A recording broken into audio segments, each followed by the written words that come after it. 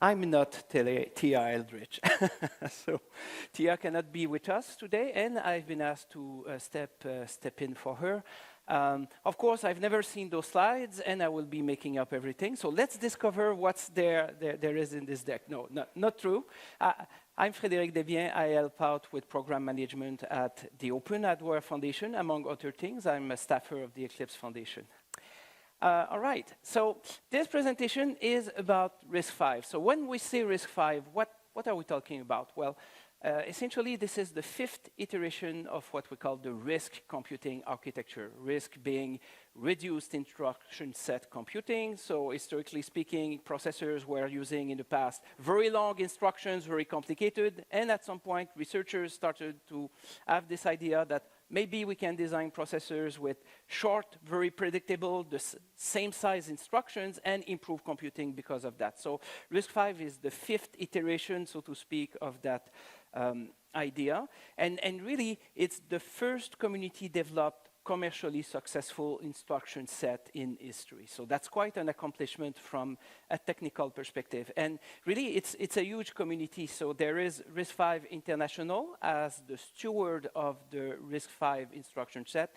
And really, it's a huge community. Eclipse Foundation is a member of that community as well.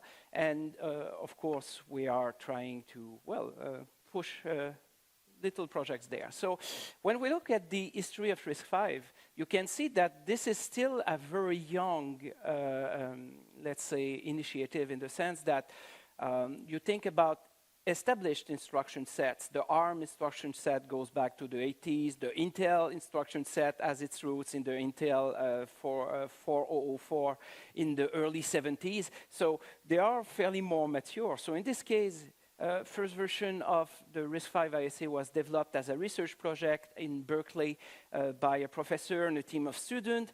And then over time, it gained popularity because, of course, the problem when you want to do research in processors dealing with commercial instruction sets mean you have limitations to what you can do, or you need to pay for it, and of course academics have no money. So essentially, RISC-V was a way to circumvent many roadblocks on the way of doing proper silicon research. And then there were slowly, commercial entities that started participating. Here in 2017, for example, Western Digital announced their first core based on this, so people could pick up the instruction set because it was open source or open, so no licensing fee, and they started building commercial little chips all over the place. But by the way, maybe you don't know that, but your NVIDIA graphics card or your iPhone is full of little RISC-V cores. So in the case of the iPhone, for example, of course, the main instruction set is ARM on that, and Apple is licensing that from ARM. But for many little microcontrollers that are on those chips, like the temperature control and all of that, it's all RISC-V because it's simpler, cheaper, faster to iterate that way. So there are tons, billions of RISC-V cores already in the wild, believe me. Anyway, you can see the rest of the history there, but let's say that this is a very healthy open source initiative when we talk about the RISC-V instruction set. Now you will ask me, why is this important? I don't care about the instruction set on my phone, laptop, microcontroller, or whatever. Well, yes, you care, and here's why. Essentially, first, there's this freedom aspect. We are all involved in an open source community, and the fact that we can now innovate in open source at the silicon level is tremendously important for the future of the whole industry. Then, of course, when everything is open and in the open, you avoid patent troll problems, right? That's another big consideration. It's strictly, you've seen all of those lawsuits between chip makers and all of that, trying to gain a competitive advantage through lawyering rather than innovating in tech, right? So in RISC-V we avoid that because everything is on the same vendor neutral level with the instruction set.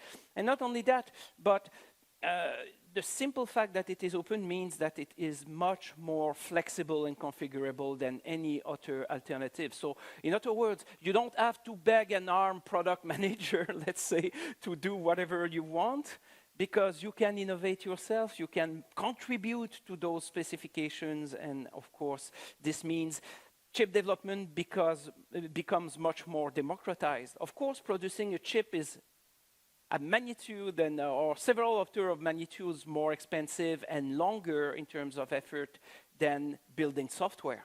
Okay, even a small microcontroller would be 10 million euros of investment over 2 or 3 years for a team of 10 people. Okay, but still, it's possible now to have very viable early stage startups working on silicon because RISC-V is there and provides them a ton of things that they can build upon, right? And this is, once again, the spirit of open source. And finally, there's the sovereignty aspect, right? All of those existing ISAs are American.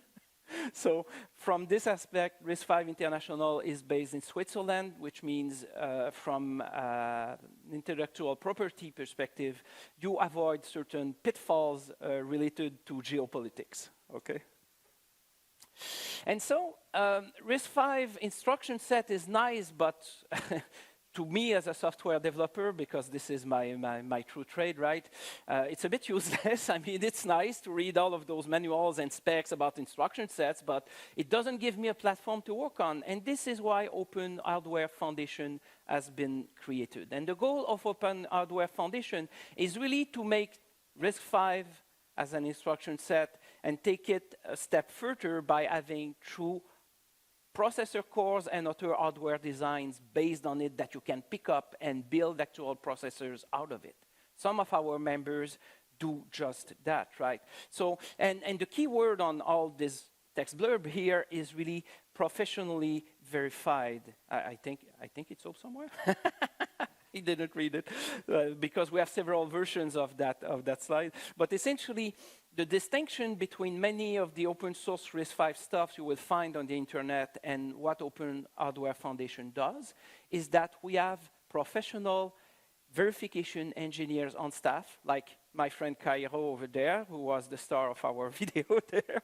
So, you know, people who are deeply knowledgeable about chips and will take a simulator on one side, they will take a processor design on the other side, and instruction by instruction will run programs to compare the results and ensure that the chip does whatever it is supposed to do.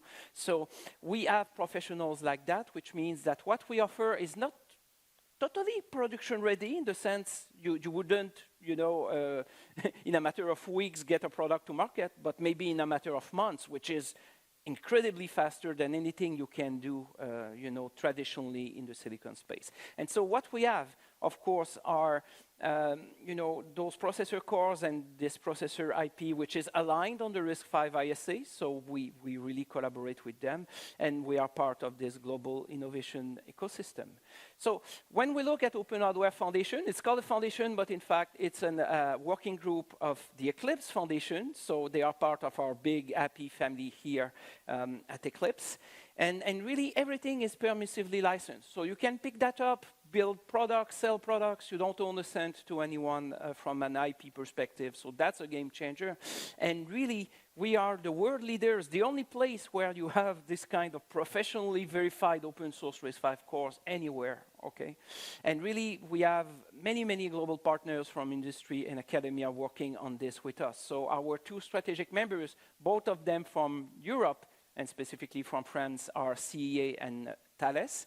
And then we have tons of members all over the world working on those technologies with us. Some of them are universities because of the academic roots, of course, of the RISC-V instruction set.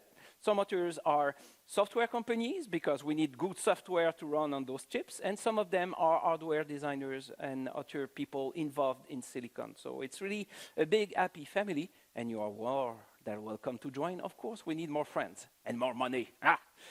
But really, what's great about OpenHW Foundation is that it is this foundational technology that was the missing piece in the puzzle at Eclipse. Eclipse was pretty much software-centric, and it still is.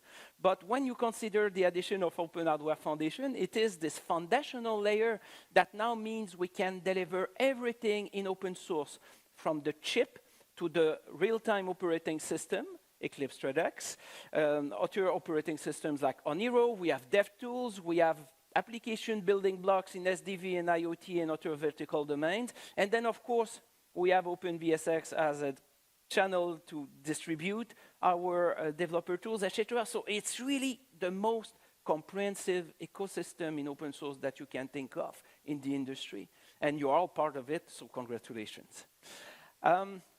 Of course, OpenHW Foundation is really a place where people who care deeply about chip design come to collaborate, but this is not just about the cores. We need a Linux port, we need compilers, we need RTOSs and other pieces all around this, and of course, good documentation. Some companies like Circuit Sutra, for example, one of our members, they are improving massively some of the documentation on some of our projects, and that's fantastic contributions, because without a good developer manual, it's hard to write an OS for a new chip, right? So from this perspective, our community is very diversified, and of course, as I said, we need more friends, so feel free to join. When we look at the portfolio, really, we have a very broad family of cores to offer, starting with the CVE2. That's Kairal's favorite because he works so much on it, I suppose. So CVE2 is the equivalent of a Cortex M0, very small, low power for deeply embedded application. Stepping up, we have CVE4, a bit more powerful, but still good for microcontrollers. And then we have the most powerful one in CV-Wally and CVA6. CVA6 is the most widely used, I think, RISC-V open source processor in the industry. Even if people won't say they are using it, there are already millions and millions of actual chips in real physical products based on this technology, among others by Thales. They won't tell us what it is, but at least they are saying that they are using it, so good for them.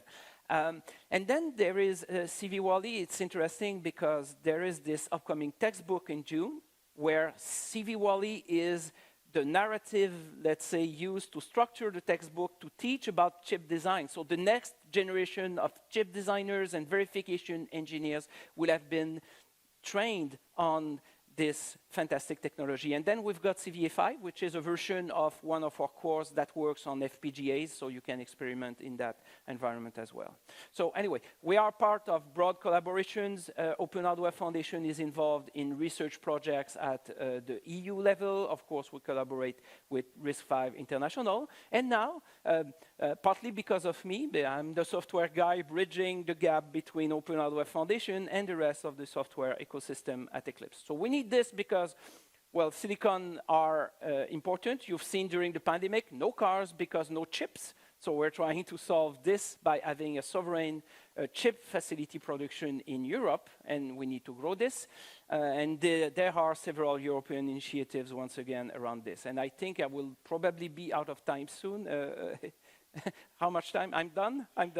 So thank you very much. In any case, if you have questions, we have an open hardware pod. I'm going back there, so feel free to visit, and I will try to make up other facts about OpenHW Foundation. Thank you very much.